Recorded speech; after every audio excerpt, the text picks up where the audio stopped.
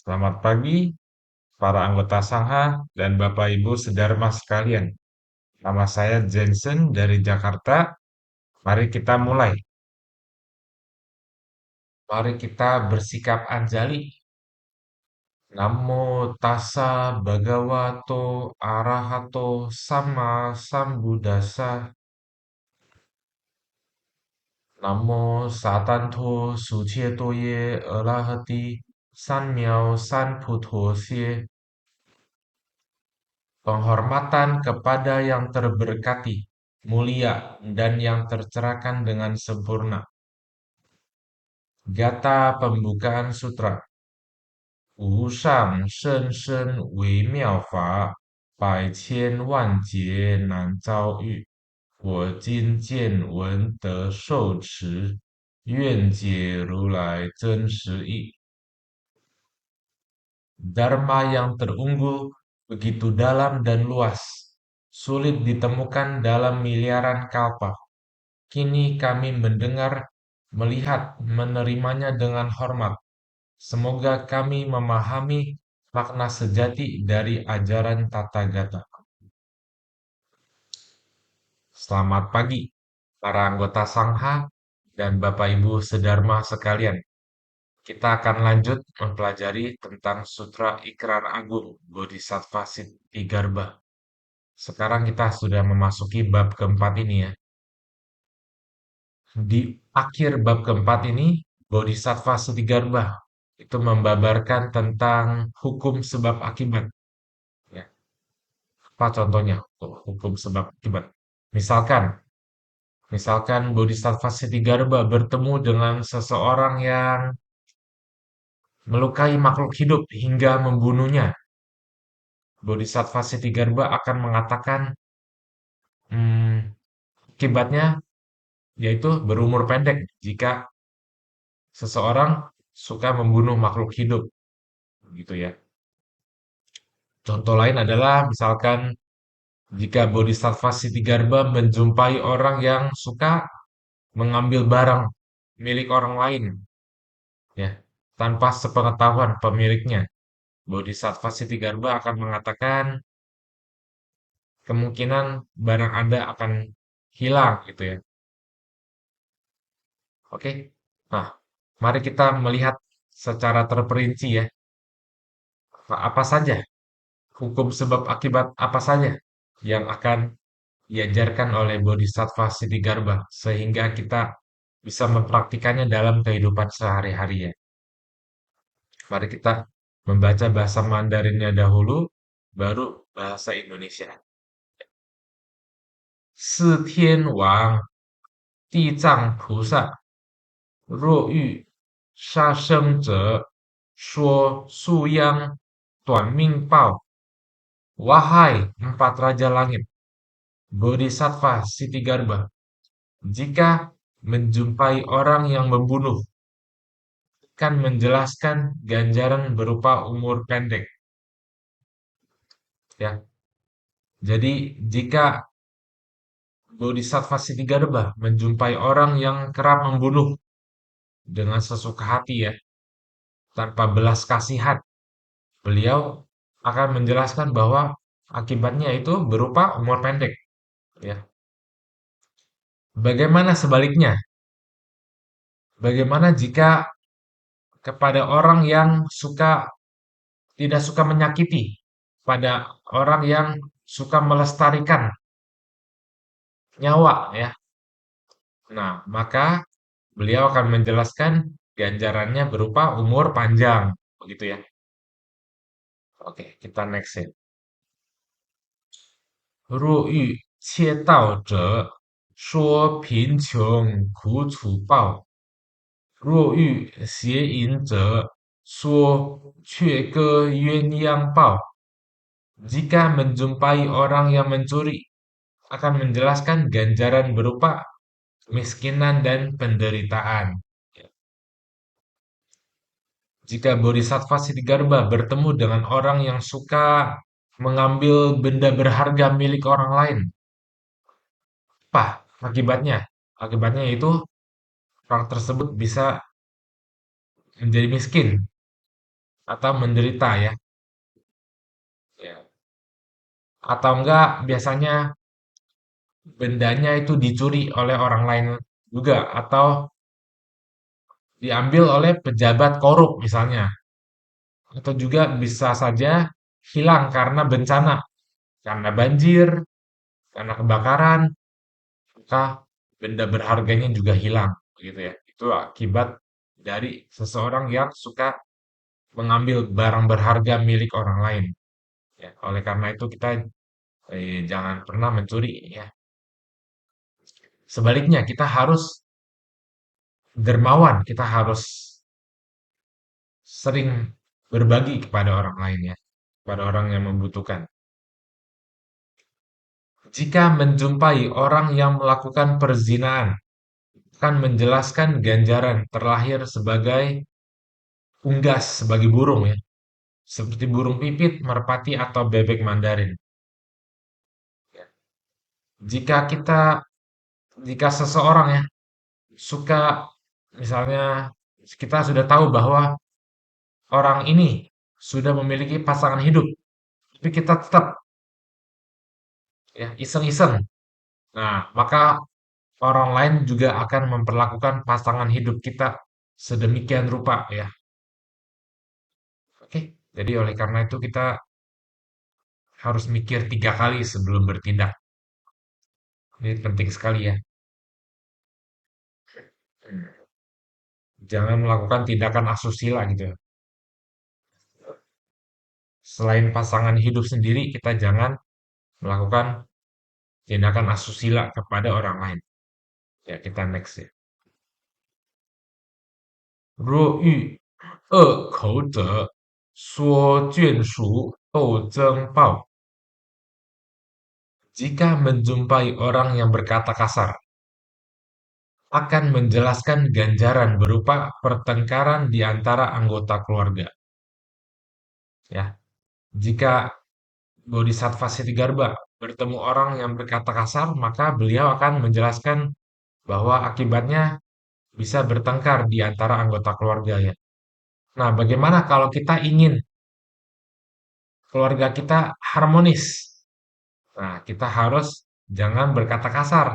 Kita harus berkata dengan sopan santun, dengan baik ya, dengan ramah, dengan intonasi, dengan nada yang baik, begitu ya.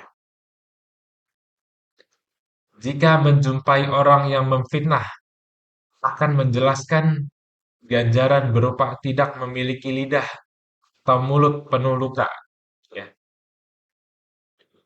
Ya.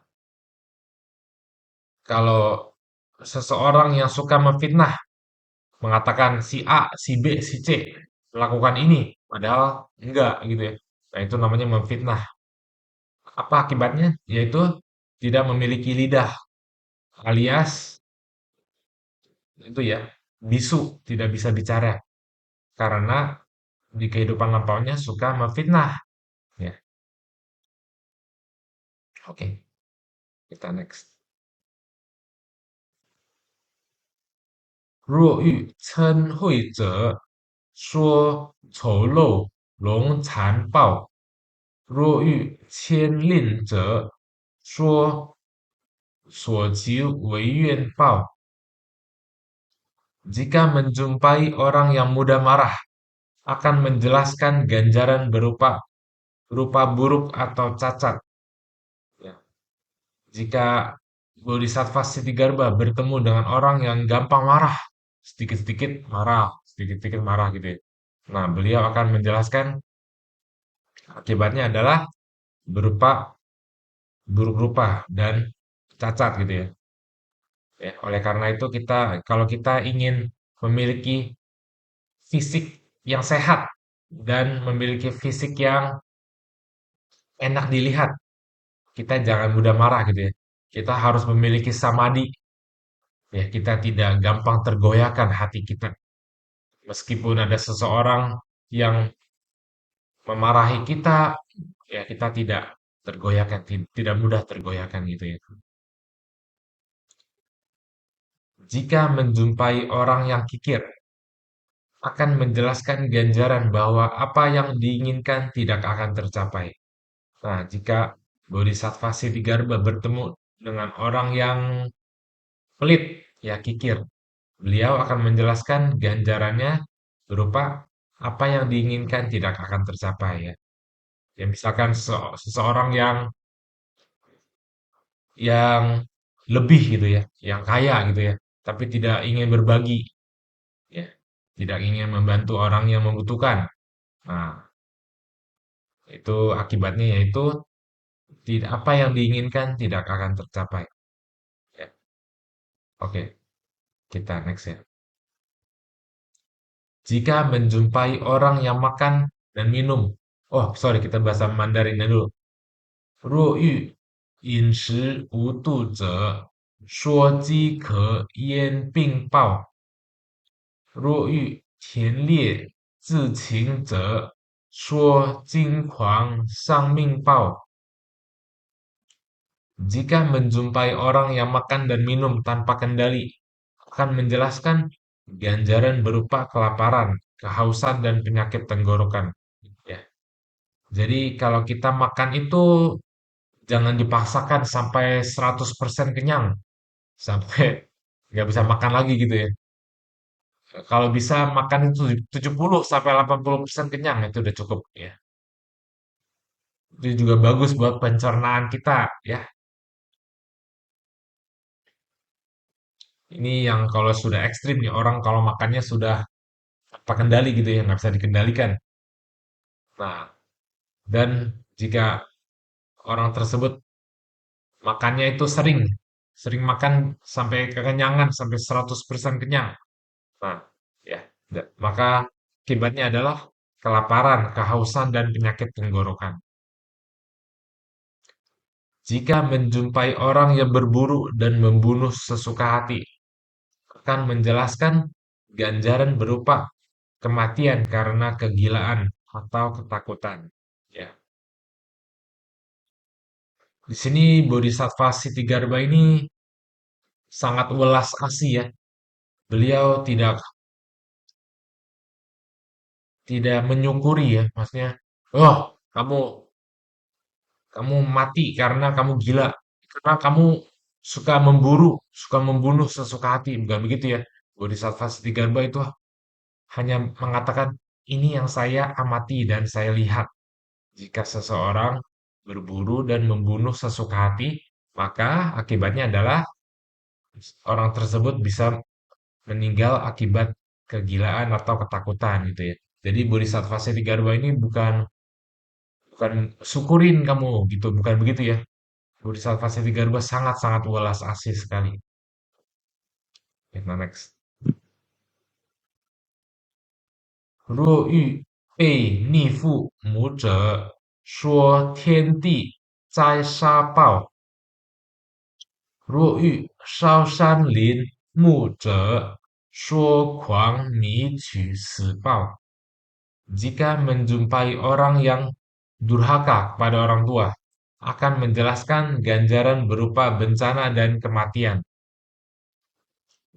Jika menjumpai orang yang membakar gunung dan hutan, akan menjelaskan ganjaran berupa kematian akibat kebingungan atau kegilaan.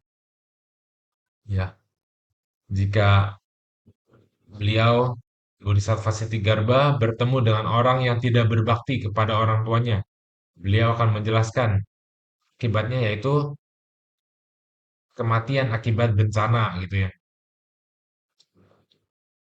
Oke. Sekali lagi di sini Bodhisattva Siddhigarba tidak tidak ngejudge ya bahwa oh kamu akan meninggal akibat bencana karena kamu tidak sayang orang tua kamu. Enggak begitu ya.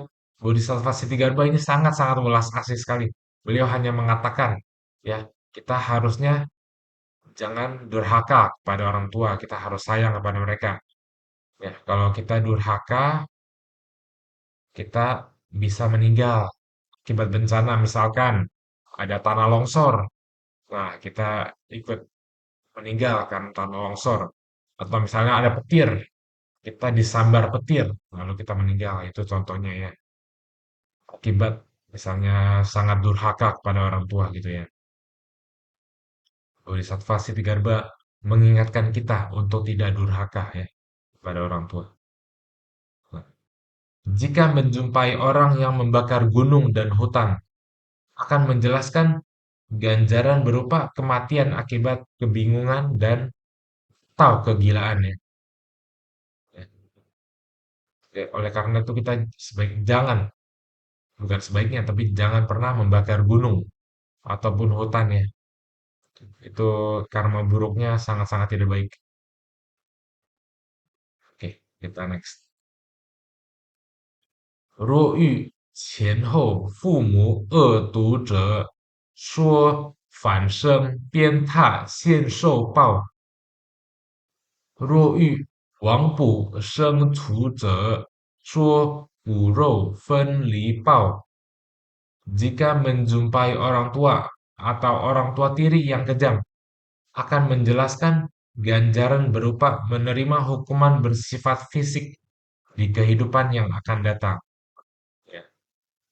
Jadi misalnya Bodhisattva Siddhigarbha bertemu orang tua atau orang tua tiri yang kejam ya, yang suka menyakiti anaknya atau anak tirinya. Hukumannya adalah bersifat fisik di kehidupan yang akan datang. Oleh karena itu kita harus jangan kejam ya terhadap anak, kepada siapapun ya, pada anak tiri maupun anak sendiri, anak kandung maupun ponakan, kepada kepada siapapun lah kita akan menerima akibatnya jika kita bersifat kejam gitu ya. Oke, next. Jika menjumpai orang yang menangkap makhluk hidup dengan jaring, akan menjelaskan ganjaran berupa perpisahan dengan keluarga ya. Kalau kita suka menangkap makhluk hidup dan menaruhnya di jaring, misalnya burung ya, kita bisa berpisah dengan keluarga ya. Itu adalah akibatnya. Oke, kita next ya. 若遇毁谤三宝者，说盲聋因牙报；若遇轻法慢教者，说永处恶道报。Jika menjumpai orang yang menghina tiga permata, Buddha, Dharma, Sangha, akan menjelaskan ganjaran berupa kebutaan, ketulian, dan kebisuan ya. Jika bertemu orang yang menghina tiga permata. Menghina tiga permata contohnya apa? Contohnya, ajaran Buddha itu omong kosong, misalkan. Nah, itu kan namanya menghina gitu ya. Ya, oke. Jadi kita next. Jika menjumpai orang yang meremehkan dharma dan memandang ajaran dengan kesombongan, akan menjelaskan akibat berupa selamanya berada di alam buruk, ya. Berada di alam penderitaan. Ada tiga ya, alam hewan, alam hantu, dan alam neraka. Ya, itu karena meremehkan dharma dan memandang ajarannya dengan kesombongan. Gitu ya. Oke, kita next. 若遇破用常住者，说一劫轮回地狱报；若遇污犯污僧者，说永在畜生报。Jika menjumpai orang yang merusak atau menyalahgunakan milik bersama, yaitu milik wihara, akan menjelaskan menerima ganjaran terlahir berulang kali di neraka selama ratusan juta kalpa. Ya, oleh karena itu kita jangan pernah merusak barang milik wihara ya, barang anggota sangha gitu ya, ataupun menyalahgunakan, misalkan menyalahgunakan dana anggota sangha. Nah, itu Akibatnya sangat fatal. Jika sudah terlanjur maka harus bertobat, ya, bertobat kepada Buddha dan kita harus berjanji untuk tidak mengulanginya dan kita harus membayar. Misalnya kita nggak sengaja menyalahgunakan dana sangha atau milik anggota, dana milik bersama ya. Kita harus membayar kembali jumlah uang yang kita misalkan menyalahgunakan gitu ya. Jika menjumpai orang yang mencemarkan kehidupan suci dan memfitnah, Sangha akan menjelaskan menerima ganjaran terlahir selamanya sebagai hewan. Ya,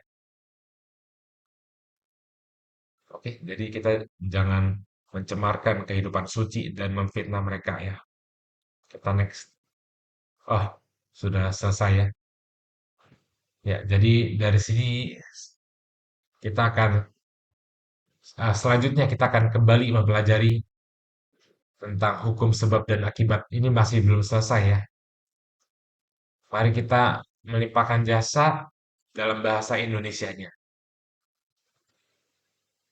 Semoga dengan kebajikan ini menghiasi tanah suci Buddha, di atas membalas 4 budi besar, di bawah menolong yang menderita di 3 alam sengsara.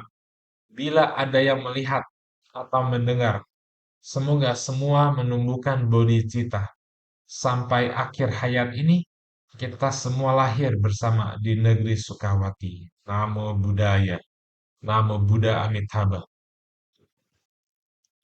Ya, sebelum kita akhiri, mari kita memberikan penghormatan sebanyak kepada 3 kali. Kepada Buddha sebanyak 3 kali. Hormat pertama, hormat kedua,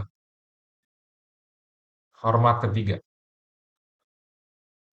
Namo Buddhaya, Namo Bodhisattva Siddhigarbha. Semoga semua makhluk hidup berbahagia, meninggalkan penderitaan, dan sehat selalu, dan bisa bebas dari alam samsara. Namo Buddhaya. Terima kasih Bapak Ibu dan para anggota Sangha. Mari kita lanjutkan di sesi berikutnya. Keadaan.